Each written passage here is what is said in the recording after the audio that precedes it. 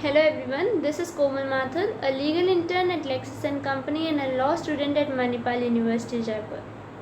I'm glad to have this opportunity to intern with Lexis & Company, which has given me this chance to present in front of you all. So the topic or purpose of today's video is to discuss about intellectual properties, how does it works, types of intellectual properties and intellectual laws. So let us start. What is intellectual property? Inventions, literary and artistic works, designs, symbols, names, pictures used in businesses all are examples of intellectual property or IP. Patents, copyrights and trademarks, for example, are legal protections that allow people to profit financially and gain recognition from what they invent or create.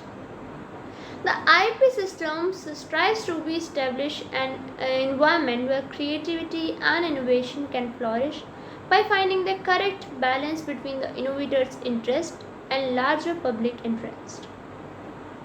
Patents, copyrights, industrial design rights, trademarks, plant variety rights, trade dress, geographical indications, and trade secrets are all the examples of intellectual property rights.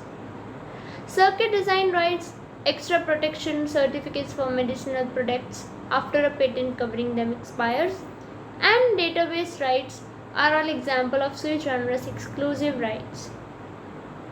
Patents, trademarks, industrial designs, utility models, service marks, trade names, and geographical indications are all the examples of intellectual property that are frequently referred as industrial property.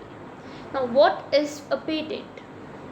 A patent is a type of government issued right that allows an inventor or their successor in title to prevent others from creating, using, selling, or offering to sell or importing an invention for a certain length of time in exchange for innovation's public disclosure. An invention is a solution to a specific technological problem that might take the form of a product or a method or must meet three major criteria, which are it must be novel, not obvious, and have industrial applicability. Now, second type of IP right is copyright. What is a copyright? A copyright grants an original work's creator exclusive rights for it, usually for a set time. Copyright can cover a wide variety of creative, intellectual, or aesthetic forms or works. Ideas and informations are not protected by copyright, only a shape or method in which they are expressed is.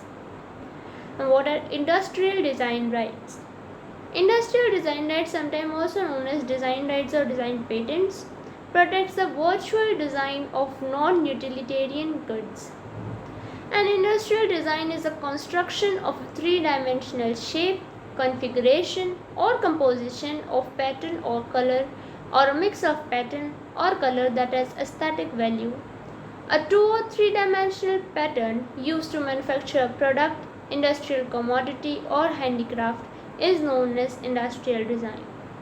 It is in general what makes a product appealing and as a result raises the economic value of commodities. One more type of IP